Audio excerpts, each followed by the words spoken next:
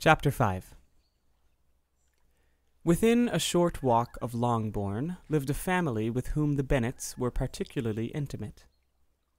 Sir William Lucas had been formerly in trade in Meryton, where he had made a tolerable fortune, and risen to the honour of knighthood by an address to the king during his mayoralty. The distinction had, perhaps, been felt too strongly.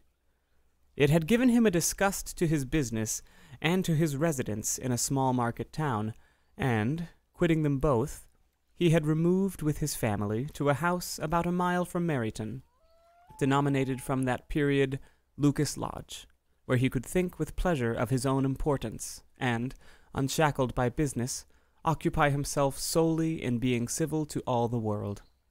For, though elated by his rank, it did not render him supercilious. On the contrary, he was all attention to everybody. By nature inoffensive, friendly, and obliging, his presentation at St. James's had made him courteous. Lady Lucas was a very good kind of woman, not too clever to be a valuable neighbor to Mrs. Bennet. They had several children. The eldest of them, a sensible, intelligent young woman, about 27, was Elizabeth's intimate friend.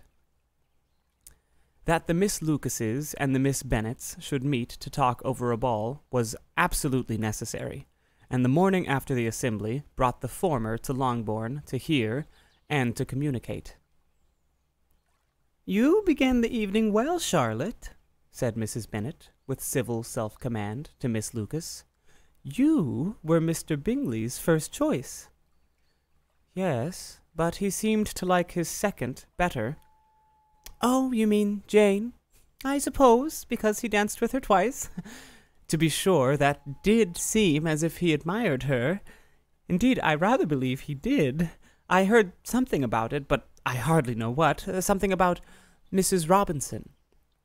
"Perhaps you mean what I overheard between him and Mr. Robinson. Did I not mention it to you?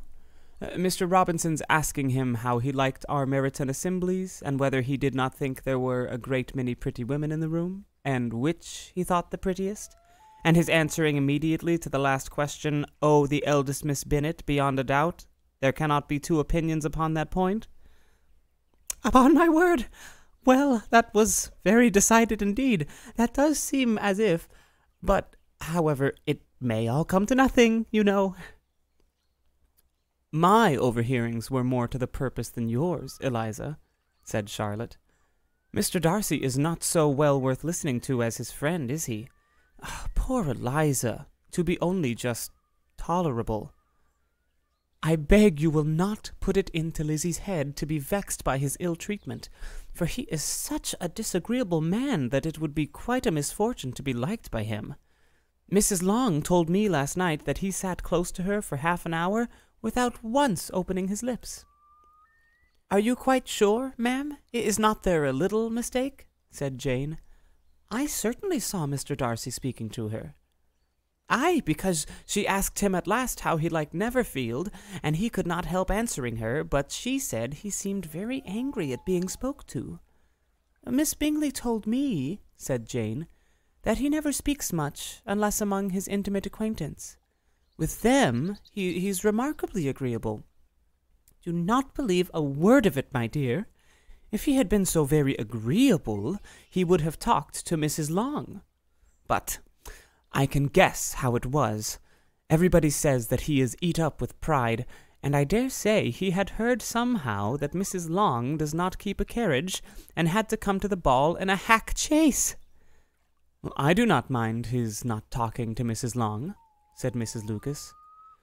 "But I wish he had danced with Eliza."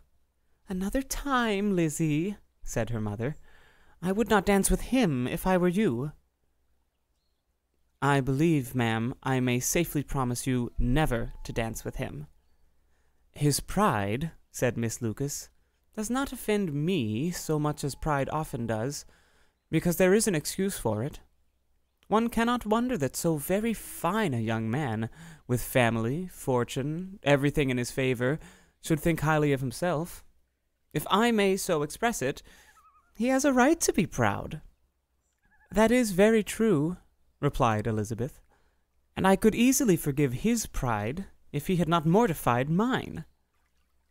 Pride, observed Mary, who piqued herself upon the My word, there's a lot of mistakes tonight. Pride, observed Mary, who piqued herself upon the solidity of her reflections, is a very common failing, I believe. By all that I have ever read, I am convinced that it is very common indeed, that human nature is particularly prone to it, and that there are very few of us who do not cherish a feeling of self-complacency on the score of some quality or other, real or imaginary. Vanity and pride are different things, though the words are often used synonymously.